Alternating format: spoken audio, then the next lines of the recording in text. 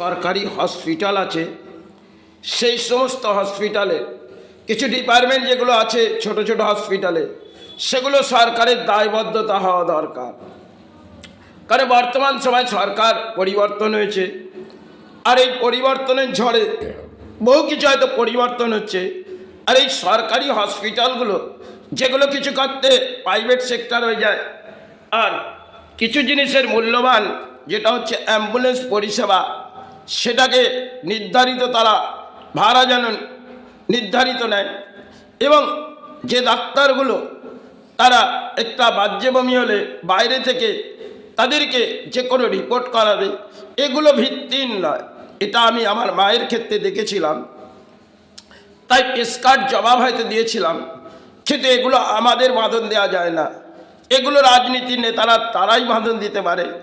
তাই এই উৎপাত সমাজ যে জায়গায় আছে তাতে আমার কিছু যায় আসে না, তবে দায়বদ্ধতা দেশের জনগণের। তারা দুর্ভোগ পায়, এই দুর্ভোগের থেকে সরকার তাদের নিরাপত্তা কঠোর ব্যবস্থা করুক।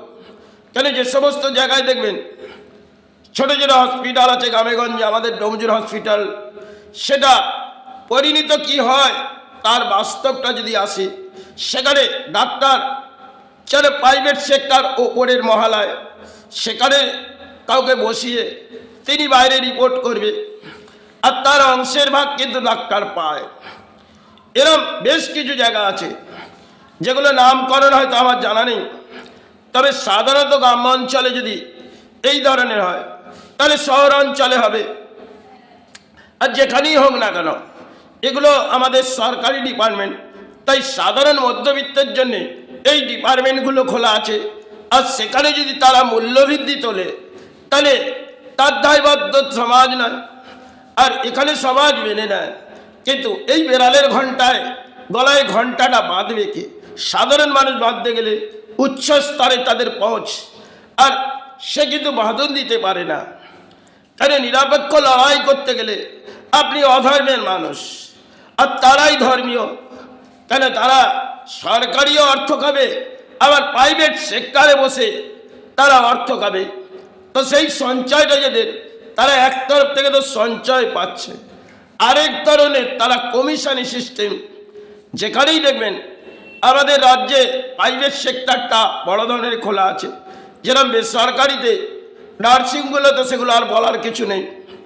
আর যদি এই হসপিটালগুলোয় সাধারণ মানুষের দুর্ভোগ হয়ে যায়, তাহলে এতে বাংলার মনে হয় পরিস্থিতিটা ভালো নয়। তাই আগাম বাঁধন সরকারি ডিপার্টমেন্টগুলো যেগুলো সরকারের দেখা দরকার, আগে সরকার এ সমস্ত জিনিসগুলোকে ধ্যান দেয়নি। হয়তো হসপিটাল বড় কিন্তু তাতে পরিষেবাটা খারাপ, সেই পরিষেবাটা সমাজকে মেনে নিতে হয়। তবে তার নিয়ম রীতি রিবাজ একটা রাখতে হবে।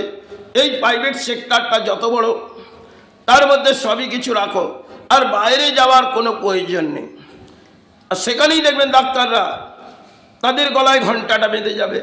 আপনারা লিখিত দিন, কিন্তু এই সমাজের ডাক্তারগুলো দেখবেন আপনি আগেই হসপিটালে গেলেন, আপনাকে 4টি রিপোর্ট করতে দেবে, তাদের একটি 40-45% কমিশনের জন্য সাধারণ মানুষকে দুর্ভোগ। এটা বাংলা। এই বাংলায় দেখবেন আপনি যদি একটা হাতও কেটে যান, যা কিছু নিয়ে যান, আগেই তারা বাইরের রিপোর্ট, আর নাহলে তাদের উপর স্তরে জায়গা আছে সেখানে তার কাছে চলে যান। তো সেটা তো বাইরের সেক্টর, তিনি তো প্রাইভেট সেক্টরটাকে সরকারি হসপিটালে তুলে রেখেছে। তাহলে সরকারি ডিপার্টমেন্ট আর প্রাইভেট সেক্টর, বাহ, অত্যন্ত মানে সমাজের গ্রহণযোগ্য। আর সমাজের বহু সময় ধরে এটা চলছে, সরকারি জিনিস বাইরে আসবে আর তারা তাদের মূল্যবৃদ্ধি সঞ্চয় করে নেবে। এটা একটা কমিশন অংশের খেলা হয়। সেটা কিভাবে হয় জানি না, তবে এগুলো অংশের খেলা তারা করে। আর কিছু অ্যাম্বুলেন্স পরিষেবা সেগুলো সরকারি ডিপার্টমেন্টে থাকে, তারা যে ধরনের মূল্যবৃদ্ধি নেয়, তারা বিলের চিরকুট দিলেন না, হয়তো পেশেন্ট যখন অসুস্থ, তাহলে তাদের দায়বদ্ধতা হওয়া দরকার সরকারি ডিপার্টমেন্টে, এবং সেখানে একটি বাঁধন দেওয়া দরকার। তারা মূল্যবৃদ্ধি ছাড়া যদি কিছু নেয়, তাকে সংবিধান আইনে তাকে গ্রেপ্তার করা উচিত। তখন জিনিসটাকে বাঁধন হবে। কিন্তু এই বাঁধনটা দেবে কে? দেশের সরকারকেই দিতে হবে। কড়া নিরাপত্তা যদি দেওয়া যায়, সেই কড়া নিরাপত্তা, তারা জুয়া খেলবে, মদ খাবে, আর ওখানে বসে তাস পিটবে। আর তারা যতটুকু কেউ পেশেন্ট যাবে তার কাছে যেভাবে একটা হসপিটাল থেকে যদি একটা নার্সিংহোমে নিয়ে যায় সেটা সরকার জানে, তা থেকে তো একটি কমিশনের ভাগ পায়। এগুলো একটা কমিশন সিস্টেম। আর তারা যেখানেই ছুটবে তাদের যে মূল্যবৃত্তি ভাড়া তার থেকে অধিকাংশের কেন তারা নেয়? এগুলো একটা রুলস, নিয়ম, নীতি রিবাজ বানা দরকার। এত কিলোমিটারের ভাড়া আপনাকে পেশেন্টের কাছ থেকে নির্ধারিত এটাই নিতে হবে। এই রুলসের বাইরে গেলে আইনত অপরাধ, তোমাকে দণ্ড দেওয়া হবে।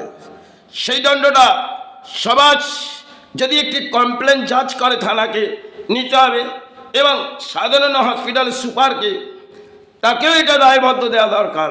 কারণ হসপিটালের সুপার যারা থাকে তারা নিরাপত্তাটাকে হসপিটালে দিতে পারে না, তাই তাদেরও কমপ্লেন জাজ করা দরকার। একের পর এক বাঁধন দিলে দেখবেন সরকারি প্রশাসন অবধি তারাও নড়ে চড়ে বসবে।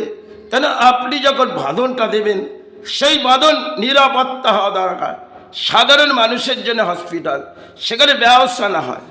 আর ব্যবসাটা বহু সময় ধরে চলে, সেগুলো জানি না আমাদের বাংলায় এই সাধারণ মানুষ কিভাবে দুর্ভোগ করে।